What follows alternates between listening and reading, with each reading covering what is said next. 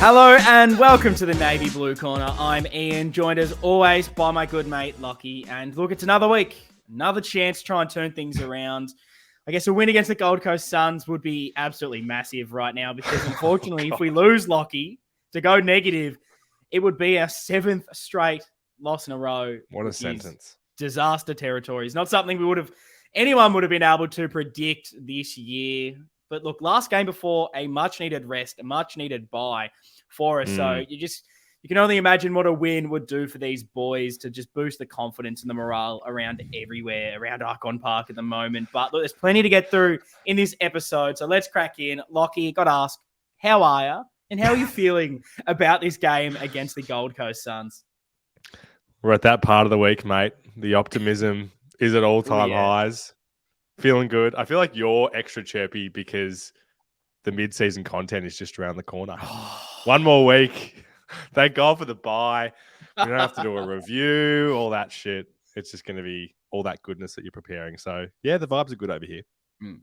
It's honestly half the thing, probably, because it'll be a week we don't have to talk about exactly what happened on the field. You can kind of get yourself optimistic about everything else going on. And we know we love our mid-season content. And we've got a lot planned. Like we've got the review. Which is maybe so depressing to talk about because we shouldn't have to talk about it at the mid-season because we should be flying. But trade talk, list, who are we re-signing? Maybe a quick look at the draft at this stage, getting all into that under-18 national championships content at the moment. And we've got a fun video planned, which you'll be hearing about in the Gold Coast review. So keep your ears and eyes peeled for that one because we can't give it away too early because we don't want anyone to steal the content before we get a chance to actually do it ourselves. So I can't. Is that why? That's why. But very fun episodes are going to be happening. But we've got one more game to talk about, Lockie. Yes, and it's a big one. Couple of milestones coming up in this one. Tom de Koning's 50th game, which is obviously a big one for the big man himself. Yeah. Maybe an even bigger occasion. Harry Mackay's 100th game, which everything that's going around with this guy at the moment, and every time he kicks a goal, the crowd get around him, the boys get around him. This could be the one that just lifts his spirits so much more. But from this, Lockie, with all the big occasions, trying to turn our season around, if even just slightly, we'll start where we love starting. Well, what do you want to see from this game? I know we've almost covered everything that you could possibly want to see that we still haven't seen. But is there anything left or anything important for you this week that you are dying for? Plenty that I'm dying for. I think it was, going back to our review from a few days ago, I was reasonably positive and optimistic with aspects of the game that we hadn't seen in the month prior. So I guess what I don't want to see is probably an easy thing to answer, which is just us going down in the same way. Yeah. That would be the most grim way for us to go into this review. So I think the thing that I'm hoping to see is, I hate even putting these words into existence because I just have no faith that it will happen. But let's see something different structurally. And we can go all day about what these could be, but there's so many of these guys that are underperforming. This feels like a week of opportunity that we could see something different. Whether it's your boy Cunners coming into the midfield, even that would just be something fresh.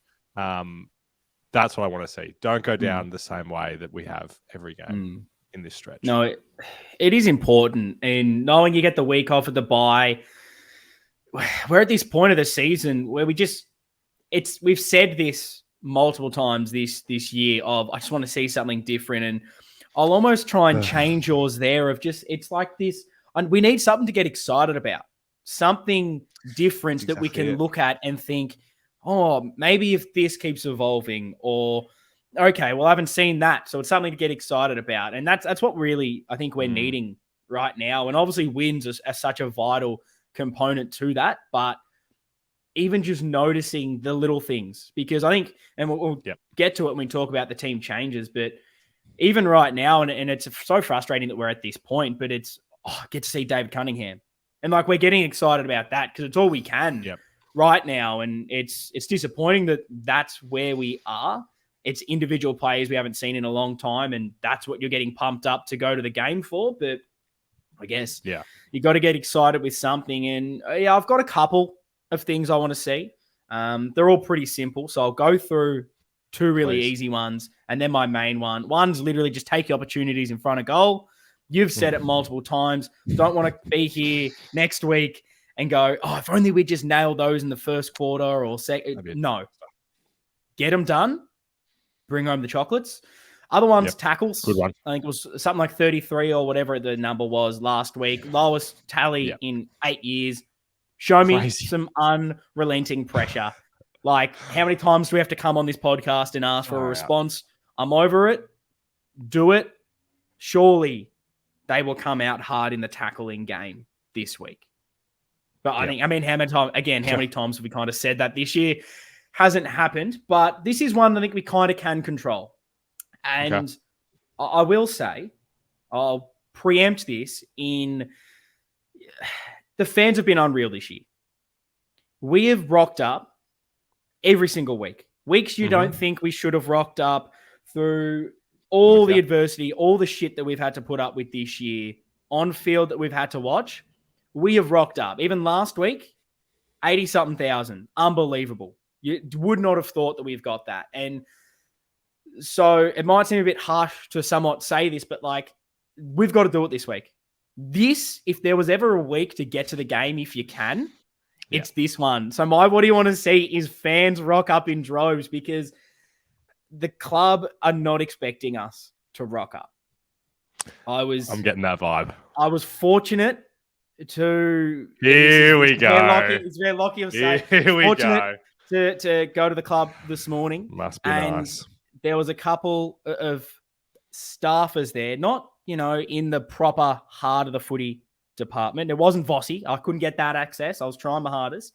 But there was a few staffers that we were talking about, the weekend, and they were sort of saying, without going into too much detail of, I feel like this isn't going to be a big crowd. We're not expecting a big one from the fans. And so there you got it. The club themselves are not expecting us to show up. So if there's a week to do it, it's this week. The one that they don't expect, they go, oh, no, we're this bad. The fans aren't going to do it. The fans will jump off. No. This is the one we've got to be even stronger. And so I implore everyone. I know it's been rough. I know it's hard to keep going to these things, but if you've been to all the other games this year and you can get to this one, this is the one where the boys need your support. I know we're not happy with them at the moment. We're not happy. And there's so much part of the mentality of the fans right now that is saying, stuff them. Like, we need to show them that we're not happy. But they know we're not happy. They know it.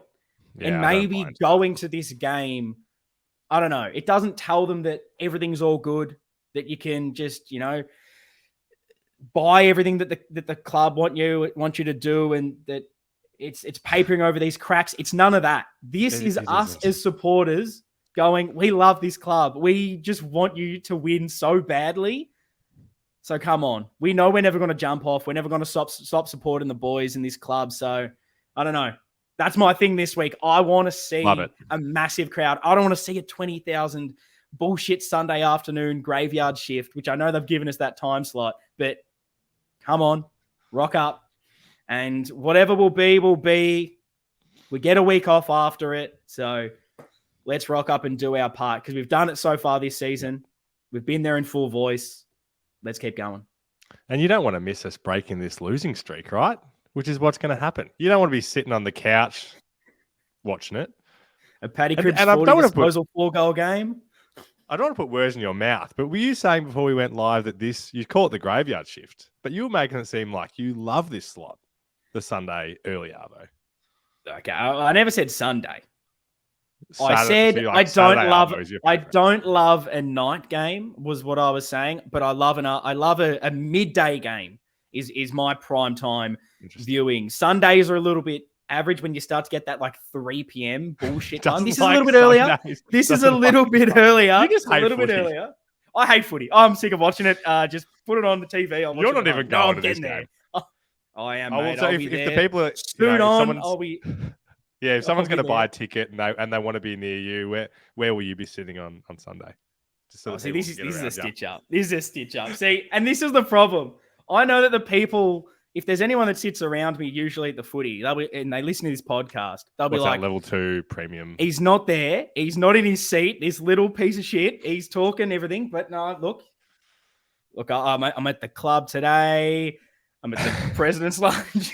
Oh yeah, a bit unfortunate. You're doing God's work. To be at the president's lunch, which I don't know how I get led into these things. To be honest, every time I go to these events, I could not fit in less. But I'll be there with my very cheap suit amongst the rich and the elites, stealing their drinks, stealing their food. It's the only way to get it done. And I will say, I've only been to one previously. It was against Hawthorn. We beat them. Bang. On 1 from 1. Let's make it 2 from 2. But enough talking about me because you're stitching me up here. Stitching me up with all this talk. But let's go to the listeners. And I've got to say, big shout out to all the listeners and all the viewers in particular. Because if you're on YouTube right now, I just want to say a big thank you to all of you because Lockie might not know this, but we've hit 600 YouTube subscribers. We've hit the 600 mark. Unbelievable achievement this year. We've definitely jumped up a fair few hundred from where we started. So big thanks to everyone that subscribed. If you're watching, enjoying, and you haven't subscribed, please click that big red button. We want to try and let's get to 700 now. The road is 700 before the end of the season. Let's keep it going. If you're listening to this elsewhere and you just want to jump over and chuck us a cheeky subscribe anyway, please do it. Follow all the fun stuff. But the listeners have been on Instagram. They've been on Twitter at Navy Blue Corner. What have they asked us this week, Lockie? I don't want to get ahead of myself here, but I'm looking at this crop, and this may be the best round of listener questions we've ever had. And I'm so excited to throw these your way because I reckon there's going to be a bunch of these where you're going to go, fuck, I'm going to have to really think about this one. I normally do. My favorite part of this segment. Oh, this is a pearler to start off with. So from Balchi97, Ian, how different do you think our season would have been if we had made the 8 last year, even if we didn't win a final? Oh, I love a hypothetical. Yeah, look, I think, I do. Do you think it would be different? Yes. Yeah. See, big part of me thinks that a lot of the issues right now are mental and that we've slightly changed game plan because of things that happened last year. Whereas if you fall over the line and make finals, regardless of what happens, it's that mental demon gone. There's so much more belief in the group and that just kind of sustains you. And you kind of see at the moment, I feel like there's that pressure on this group every single game of, we've lost another one. We've lost another one. And as that just keeps compounding, 6 in a row, there's pressure of, we can't go 7 in a row. And I am, like many, probably don't trust this group enough that that's not in the back of their mind, that they just think, who cares what the number is? Who cares about the external pressure? Let's just look at it in the one game and go from there. I don't think that that's the case. I feel like fortunately, it piles on, it compounds. So, yeah, I think if we make finals last year, it's a completely different mentality and who knows what could happen last year. Couldn't agree more. I think that's a really good answer. I feel like midway through last year, like we know who these guys are. It's been years and years of losses and being losers. Yeah. And we were like going through last year, like ticking off the different like milestones to like become winners. And yeah, that just still feels like one that's looming over. And I think it has played a role this year. So great answer. Love this one. Got a couple of different Harry-related questions in the Man's Century game. So from @Leafy17, why do you think Michael Voss is so reluctant to play Harry as the second ruck? Like Hawkins did a decade ago, Joe Danaher, it could free up Harry's mind to not thinking about his next set shot. Getting a few kicks around the ground could build his confidence. It's an interesting one. It's something I thought about actually last night, to be honest, when I was trying to take a look at this squad and thinking about what do we do with this second ruck? And if the potential happens that De Koning's no longer there, then we don't have a second ruck. And a lot of it really came down to, well, I feel like a third tall in that forward line is an issue. I just don't think it really works with Harry and Charlie. And then trying to look at other oppositions, most teams tend to have like two key forwards, and one of them does tend to do a bit of rucking. Whereas it feels as if we've got just two key forwards that both want to be deep in that forward line. And maybe that's a bit of an issue for us. And Charlie's not someone I tend to really want to go in the ruck. So it kind of then falls to Harry. And I don't know. I wonder why we haven't really tried him, at least more around the ground in that forward half. And maybe that's where you kind of find the idea to rest, whether it's Young takes it in the defense, Harry takes it in the forward line, and then Pitts more in the middle, changing it up that way.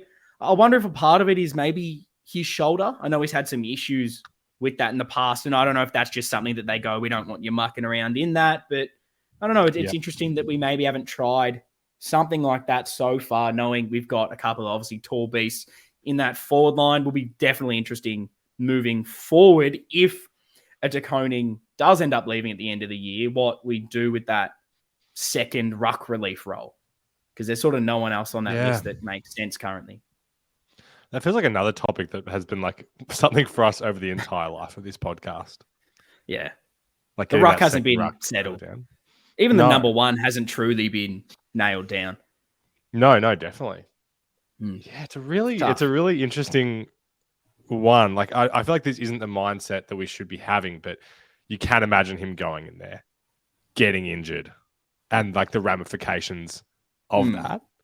And I feel like you can't be thinking necessarily that way, but yeah, because then who else you throw De Koning in there and he gets injured? You're not thinking, we threw De Koning in the ruck. So, but I do understand. Like that's probably my more concern around Charlie is he gets his knees in there, gets injured. Oh God, we've injured Charlie going into the ruck. But again, if that's the role he needs to play, it's tough. And I'm very keen to talk list and what we can do in that sort of mid-season review. There's definitely going to be a lot of talk around those uncontracted players and maybe some players to bring in. It's going to be exciting.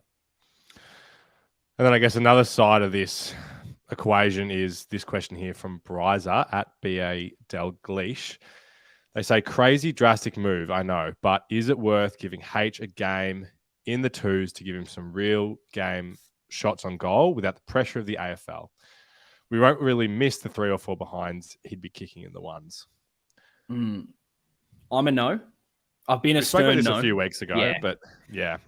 I if I'm passionate about anything, if I am completely not fence sitting on something, my personal opinion is no. He should never go down to the VFL. I think everything else he's been doing has been good, and I feel like he's obviously not perfect with his goal kicking at the moment, but it's been better the last couple of weeks. He's still having a couple misses. Everyone's having misses at the moment, but no, I think the worst thing that could happen is he goes down to the twos.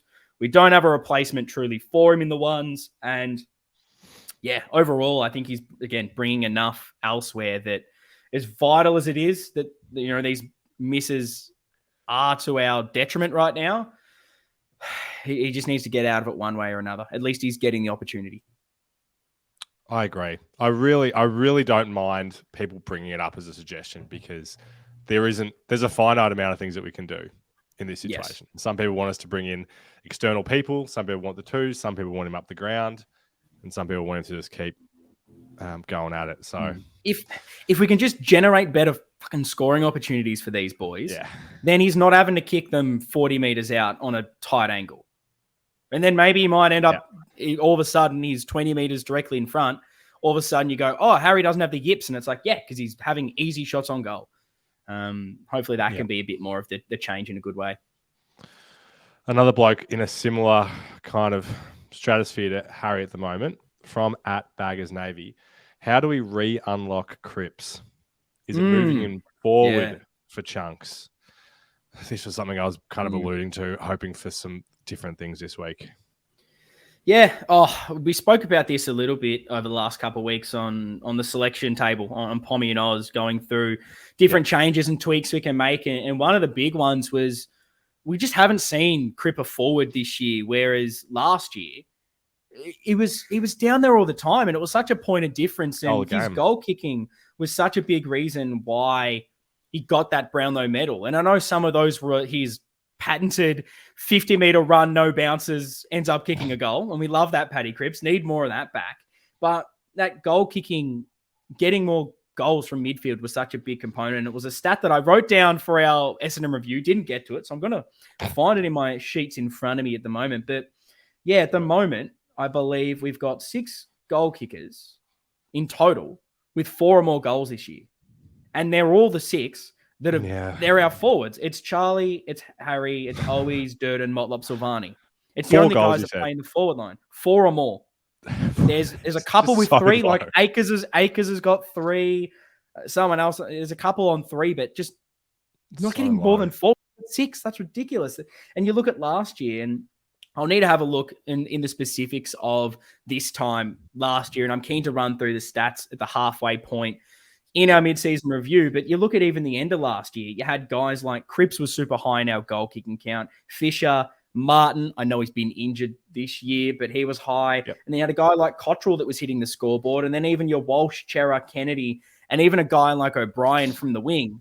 All of these guys were able to hit the scoreboard and become a bit more of an option than we're currently getting from the crop we have. And that's clearly such a big difference. We haven't been getting those big scores, and we haven't been getting it from anyone that doesn't play inside the arc, which is a big issue. Yeah. And Cripper forward is something I'd like to see is just a difference, because we haven't seen it this year. And even a Kennedy forward, it seems odd that we're not trying it given the success it has had.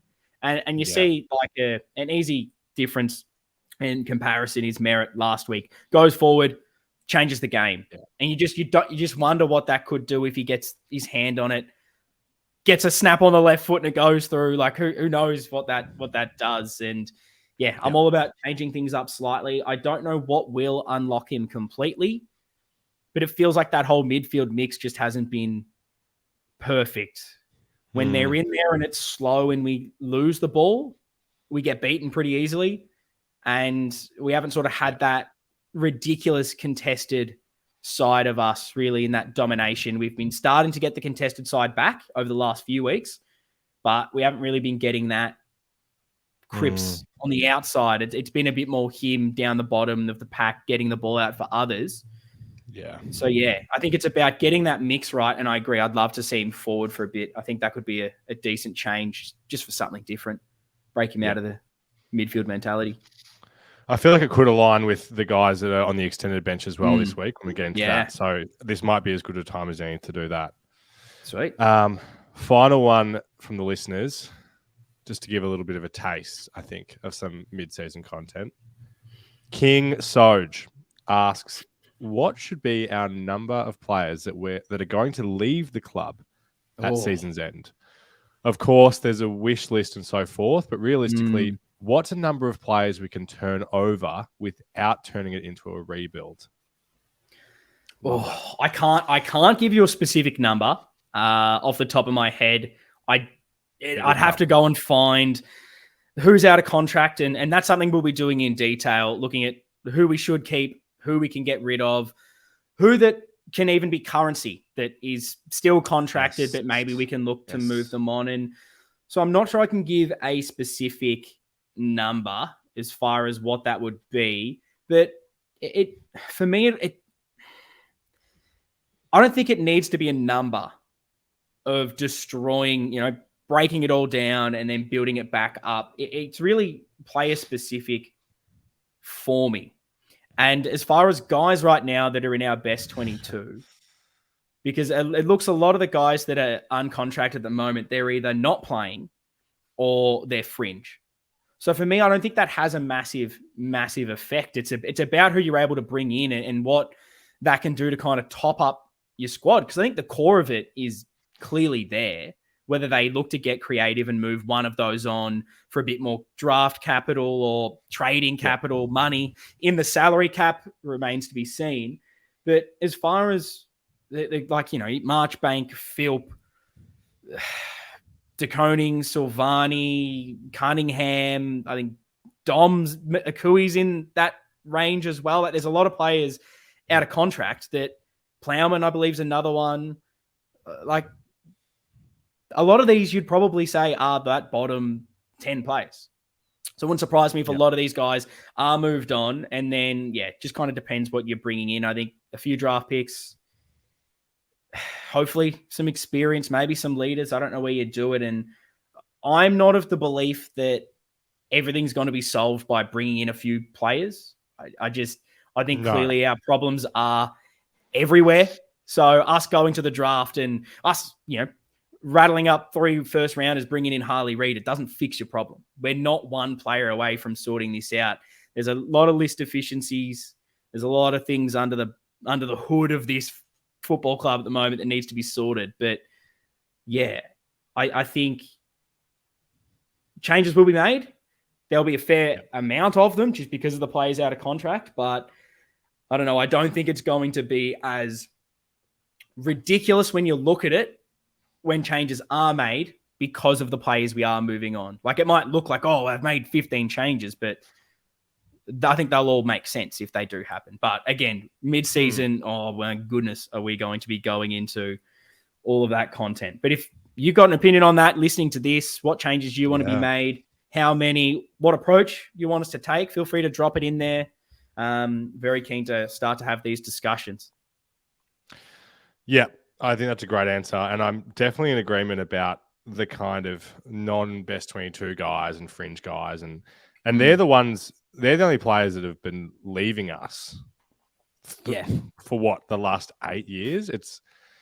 We're not losing players we don't want to lose so far. You can say Stock, you can say Setterfield, but we didn't want them. We wanted to move them on. So it's been, I guess, positive in that sense. Yeah. But this is the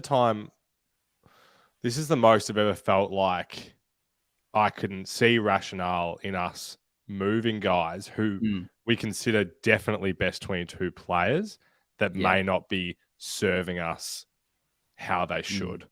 Yeah. Players who a year or 2 years ago, I'd be like, oh my God, untouchable. I'm more open to the concept of exploring that. If it does give us something in return and change our feel, because I agree with you. This doesn't feel like a tinkering situation. Like tinkering in the sense that we bring in whatever, Ben Mackay, and it's like, oh my God, our backline is perfect again. Like that's a bad example, but it feels like, and maybe this is a bad comparison, but like we need a bit of that Port Adelaide from a few years ago where they bring in, your Butters, Rosie, Dersma, I think was potentially the draft or something like that and maybe it's not a draft crop. And again, it's not going to solve the issues, but where we do a bit of a refresh in the bottom end of our list. And again, I'll go through just quickly the players that are out of contract. You got Dow, Fogarty, Plowman, Marchbank, Cunningham, Philp, Ed Kerno, Josh Honey, Mitch McGovern, Chincotta, DeConing, Silvani. Now, you could say pretty much all of them not being here. And that's not crazy to think. Obviously, we need to replace them, and some of them leaves bigger holes as far as list profile. But I wouldn't say any of those specifically leaving, you would be like, oh no, what a disaster because of the talent.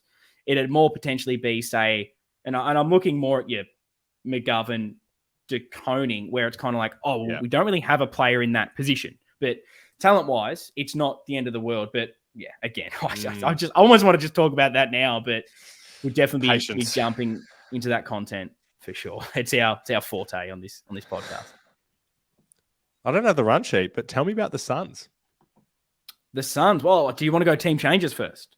And then we get team changes. What would you like? How dare I? No, not to you. I tried to assume, and you know what happens. We'll go to the team changes. So we know some of them at time of recording. It is 4:45 p.m. Friday, the 16th of June, as we're talking about it. So you listening to this right now will probably be like, you're an idiot. The team's been named. What are you talking about? But we don't have them all just yet. Before we go into the changes, Lockie, what would you have done? Put on your selection hat for me. Were you, after another loss, wanting your mass changes? I know it's a rarity for you, but it is. What were you looking to make happen this week? And give me your rationale. That's what I like, because this is what we love on this podcast. You can't just say, I want this guy in or I want this guy out. You've got to tell us the exact changes and why. You've got to be really... Jesus. I mean, you're not wrong. You're not wrong. We hold ourselves to a high standard here. And I was very comfortable with the 2 omissions. I mean, I feel like... Two. Okay. I feel like you... Oh, no, sorry. I'm saying as in those 2 that they did. Oh, yes. Very happy with.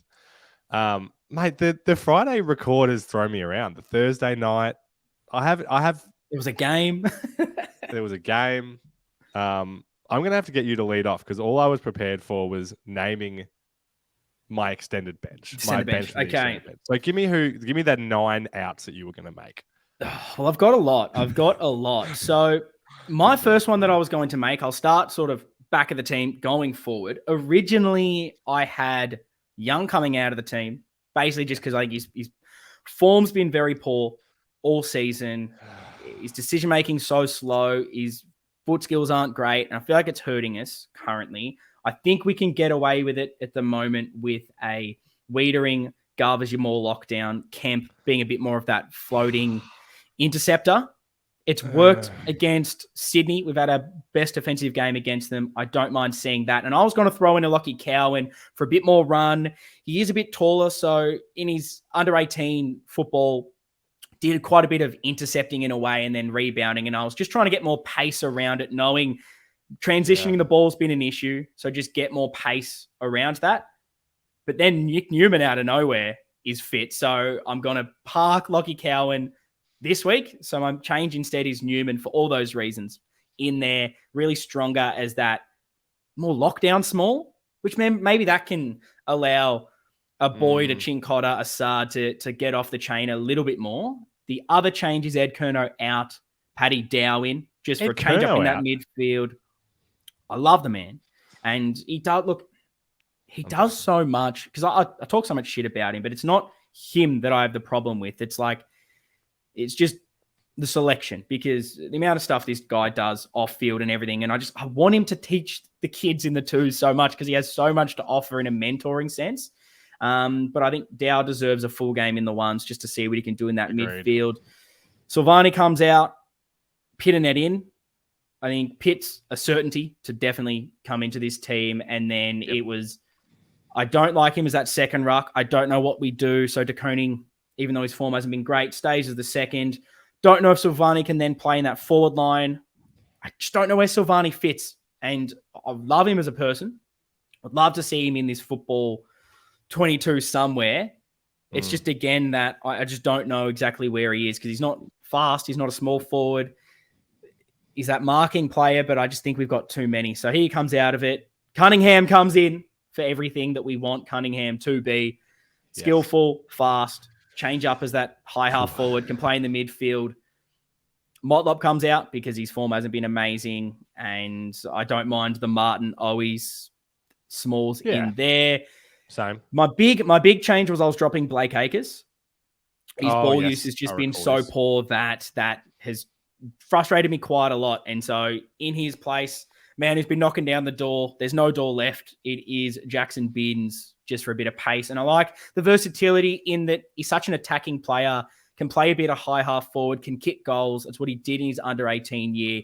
He's worked hard at Carlton and in this VFL to work on his defensive running and his foot skills. Those are the things that were his issue in under 18. He's improved so much. I think he deserves a go. And then my sub was going to be Zach Fisher for that just impact sub rather than a slow inside mid that it feels like we use so much.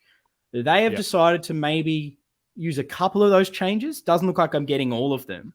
But at time of recording, definitely is Pitt, Newman, and Vossi today has announced that David Cunningham is back. First game since round 9, 2021 against Melbourne. Definitely out is Silvani and Motlop. And then a couple of them added to the extended bench are Binns and Fogarty, meaning that right now, with Cunningham in, 3 will get selected out of Dow, Binns, Young, Chincotta, Fogarty, Kennedy, Ed Curnow, Lockie. Who are the 3 that you're keeping? I could see you getting your wish aside from Akers, to be honest. It's an interesting 8. It's really tricky. I 100% want Dow to get a full game. So give me Cunningham and Dow.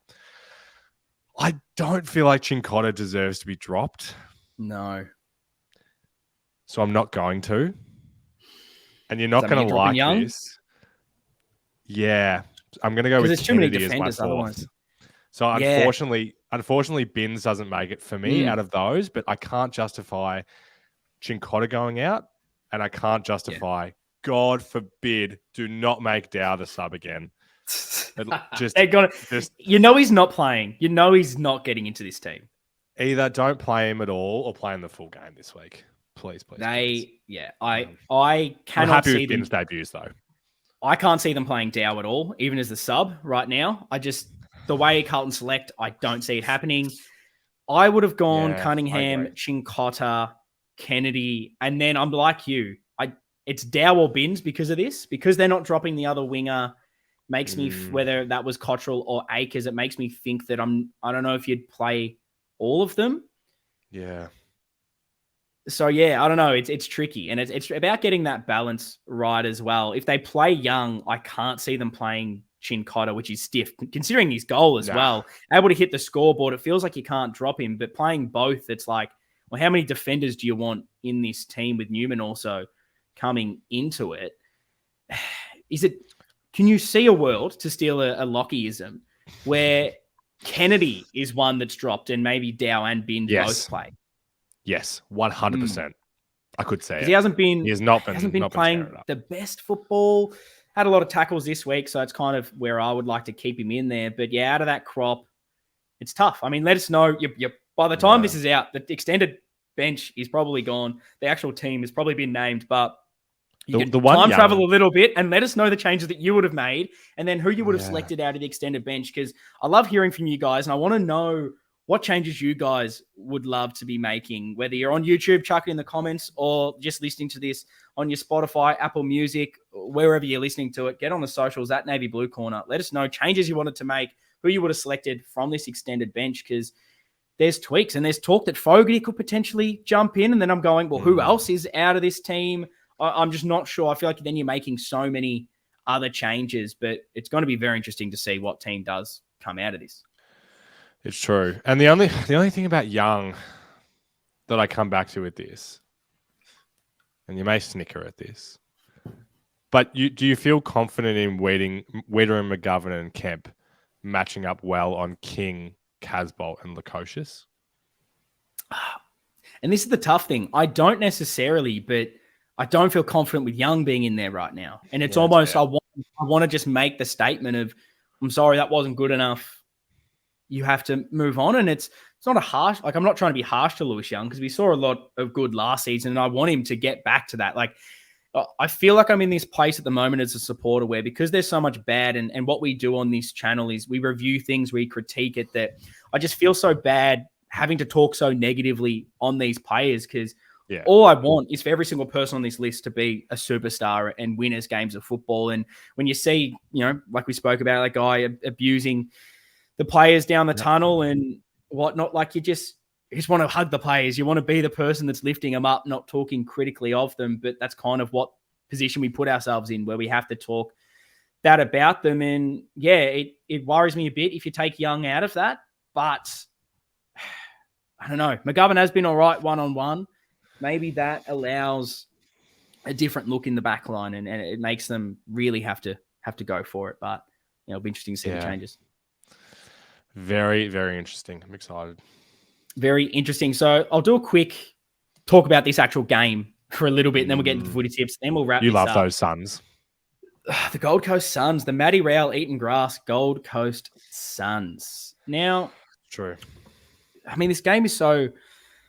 You can talk about this in so many different ways, and I don't want to deep dive too much in the what would happen if we lose this game, because we've been so negative all year. I want to be more optimistic. It's what this podcast is, and it's not going to be easy though, because I know you were saying before we got on air to record that you're not that worried about Gold Coast because they're not top 4 team. They're not ridiculously good, but I think to some degree you have to say at the moment they're playing good footy. Their last month or so has been quite good, and they're coming off a big win against Adelaide, got the bye to refresh, so they'll be raring and ready to go. And the key areas I'm looking at the moment is midfield with Anderson and Rao. Both have just been in terrific form, and Anderson in particular, in particular, I've really been enjoying what he's been able to bring to the table, hitting the scoreboard as well. He's got 9 goals in 12 games. He had 2 against Adelaide, and that's a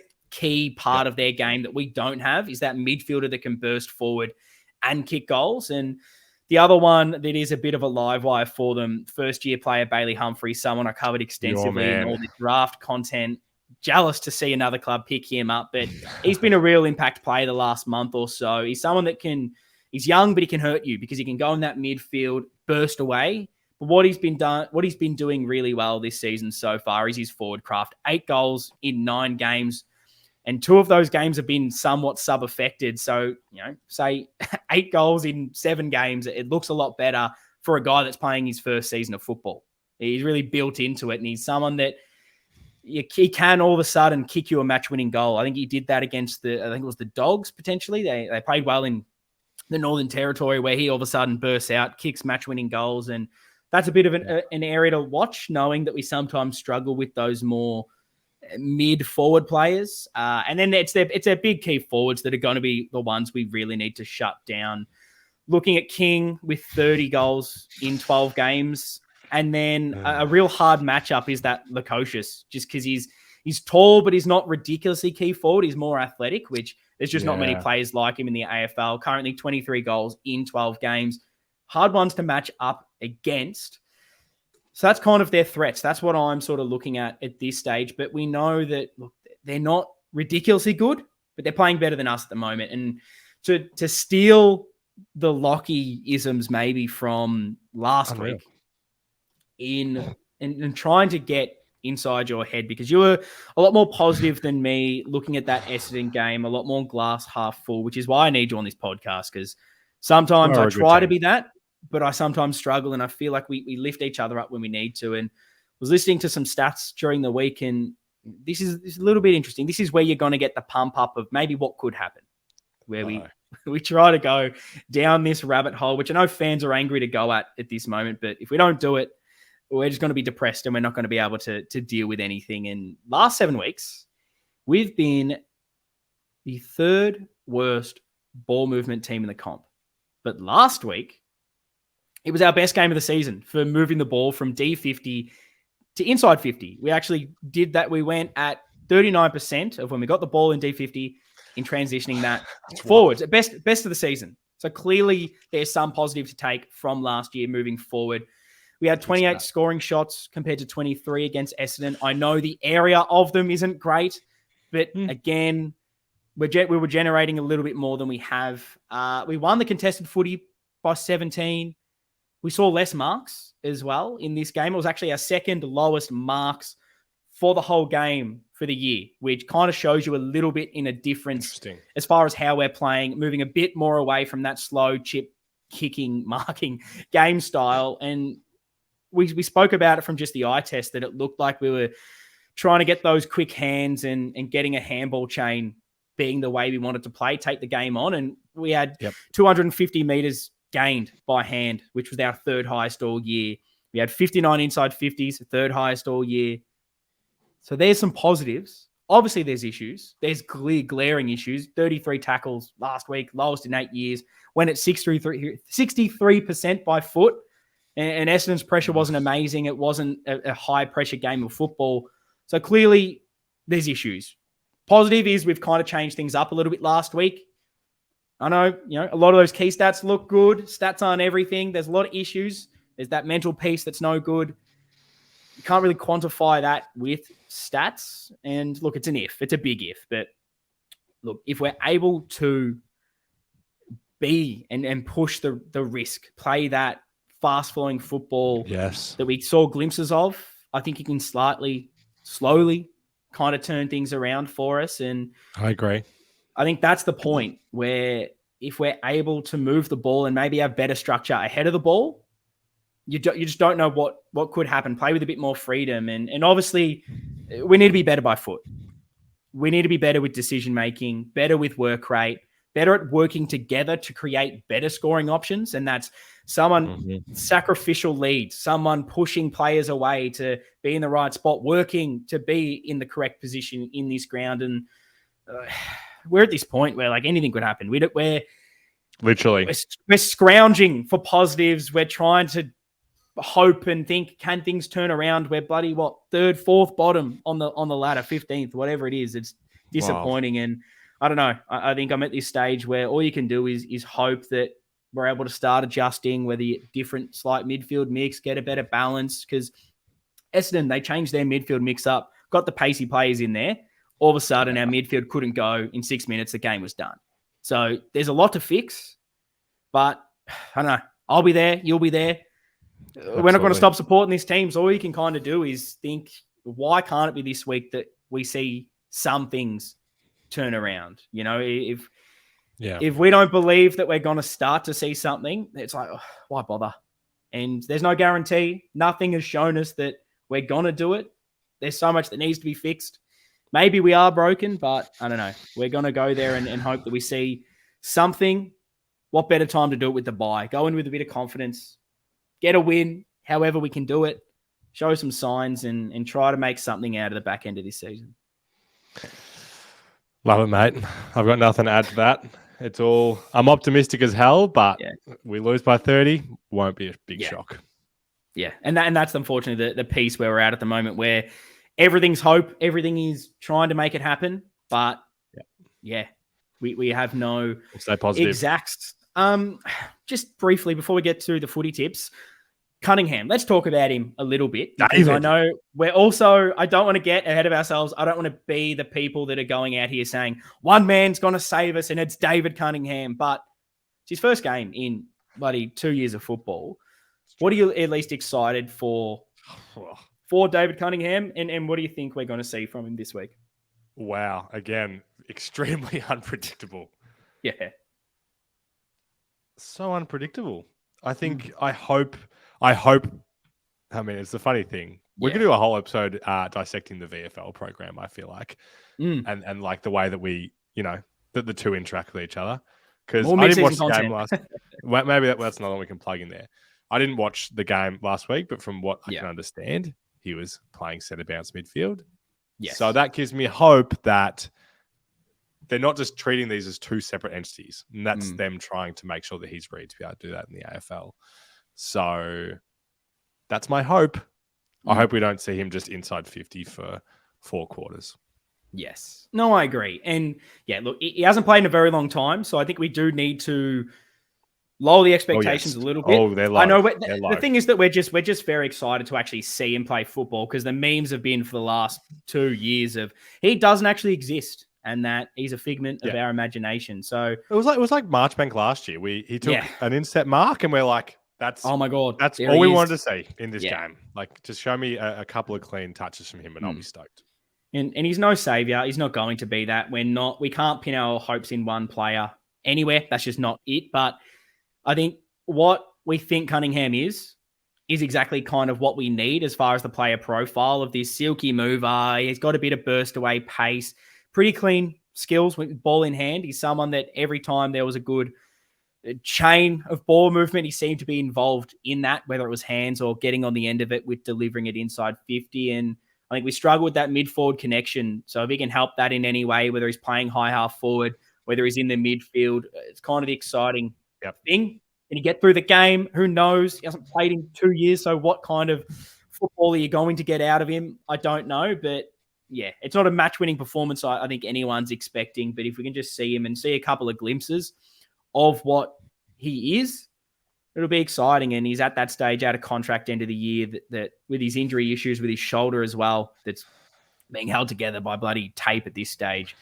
Yeah. He just needs to get through, and we kind of need him to just play enough. I think there was a question in there about David Cunningham. I didn't see it fully, but it was something along the lines of, what do we need to see from him from now to the end of the season to kind of from super bad re-sign him? And I think it's literally fitness. He just needs to play, because I think the ability's there enough that if he gets through the end of the season and his body's fine and he's playing okay enough football, you can maybe take a flyer on him as a list spot. Maybe you can get him as a rookie.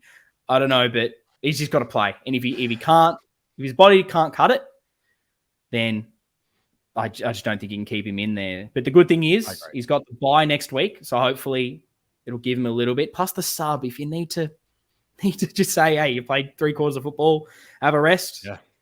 We've got the sub, fingers crossed. But we move on to the footy tips, which have gone from one disaster to another. Lockie, we're out of I don't even know if we should talk about it. We're out of the top 200. We're out of the top 200. We'll speed through it because we're into disaster. And what is even a bigger disaster is... I know. I didn't know there was a game last night. So I've heard my own footy tips. I've heard our footy tips. I've heard my own Supercoach team that fucking Stuart was my captain because he was my captain last week to use the loophole. I didn't even look at my Supercoach team. He got 90 something, and so my Supercoach team's dead. So we've if it wasn't dead already, it's definitely dead. So let's try and turn the rest of our footy tips around. Brisbane Lions versus the Sydney Swans. Surely the Lions, even with the Gunston dropping. Get it done. GWS versus Freo Giants Stadium is a tough one. How are they're favourites? I've been playing all right footy. Favourites. But Freo's been playing good footy. Freo away from home. What are you going? I think Freo, even though they're underdogs. I think we've got to go it to get them back. Yeah. Go with the least favourite if we're 50-50. Why are we so bad? Richmond versus St Kilda at the MCG. Richmond favourites here. I find that isn't that puzzling. I'm St Kilda. Are you St Kilda? I'm not sure what the bookies are doing this weekend. Almost every game I feel like is reversed. Like, how are we favourites? I think we go St Kilda as well. Yeah. Do we back us in? Yeah. We can't go 7. We're going to win. Not. We'll win. North versus Western Bulldogs to finish this off. It's the Dogs, surely. Yes, very understandable that they are favourites. Although Bevo's gone very Bevo with his potential ins on that extended bench. I don't know if you've seen the play. It's every random player that is on the Doggies list. They're in to the extended bench. So we'll see what happens. It's like there's no plan. It's just any kind of you've got a tall, a small, a whatever. Yeah, but anyway, we'll move on. I don't want to sit here talking about Luke Beveridge and the Western Bulldogs for too long. But look, who knows what's going to happen this weekend? We're at a very precarious situation with this football club right now where you don't know what you're getting. You're hoping for the best. You're hoping for us to turn it around, but we don't know. But my call to arms and how I'm going to end this episode is we're here. You're listening to this, which means you're ridiculously passionate about this football club, wanting to listen to two idiots talk for 2 hours plus every week about Carlton. So if you're doing that, and you're in Melbourne and you're able to get to the football. I hate to interrupt you. Yeah? What's happened? The full team is announced. Oh, let's react live. Let's do it. We're here. We're this deep. What's happened? Who's Very interesting. Very interesting. So, yes, who's made it? I'm excited. This is live reactions. We pretty much nailed it, except there will be no Dow. No Dow. I expected that. And there will be a Fogarty. Oh, God. What's happened? He's in. I've got to get this up. So Binns, Curnow, Dow, Young, emergencies. So Young has definitely been omitted. Dow omitted. How does this Curnow, thank God, work? See, I'm perplexed here because I'm like, how is this? Oh, so Dow's just been the one that basically moves for Fogarty. Okay. Maybe Binnsy will be the sub then. Binns could be the sub. I like him as the sub, to be honest. I think he's the perfect sub here. I hate that the debut isn't perfect, but it's less pressure for him to come on and bigger chance for him to dominate, get a bit of a taste for it. Where do you think they'll play Fogarty? Yeah. As a forward? Because in the VFL, he's played a bit of midfield. He's played a bit of forward. Do you see him as being like a bit more of a half forward or a forward pocket? What's your kind of thinking on it? I cannot see him going through the midfield with the guys that we have named here. There just isn't the room. No, I tend to agree with you. I think it'd be interesting if he does get centre bounces, but I'm maybe not against it just to try something different, even though I'm not the biggest Fogarty fan. But at least that's a lot of guys to go through there. But to some degree, they brought in a guy that tackles, knowing we struggled with tackles last week. And while he maybe isn't that guy that's going to hit the scoreboard, he's someone that brings the pressure. And to some degree, they're rewarding a bit of VFL form for a guy that has put his hand up for selection off it. I know maybe Binns and Dow have done it a little bit more, but it's not as if Fogarty has been nowhere near it this season. So it'll be interesting to see how he goes. Who knows? Maybe these are the changes that we need to get this win across the line. But let us know what you think of the changes, the omissions, who comes in, who comes out, because that's really what this episode is about, reacting to the team changes. Drop them in the comments on YouTube, like, subscribe. If you're on your podcasts, wherever you're listening, follow us, head over to socials at Navy Blue Corner, and follow us for everything. We'll be there for more content. We'll be there for our Gold Coast review and so much content for the mid-season review. Again, there is this special secret episode that will be out alongside the mid-season review that we can't wait. We hope you enjoy it. It's definitely a visual one. So those that listen on the podcasts, I'm not sure if it'll be available there because it's going to be so visual. It's not funny. So maybe head over to the YouTube channel, subscribe so don't miss out on this one. Get us to the 700 quickly. But look, that's pretty much going to wrap up this episode. I don't have much of a pump up for it. I feel like we've already been through that there. So all I'll say is, if you're in Melbourne and you can get to the game, get there, support the boys. If you're unhappy that people are yelling abuse, get there and make sure you're not the one yelling abuse, that you're yelling more positivity to drown it out. Yes. And let's hope that those boys can break the 6-game losing streak. They will. Just get a bit of glimmer of hope for the bye so we can sit with our feet up for a week with a bit of hope to move to the end of the season. But that's wrapping this episode up. We'll see you guys next week. Go Baggers. See you guys next time.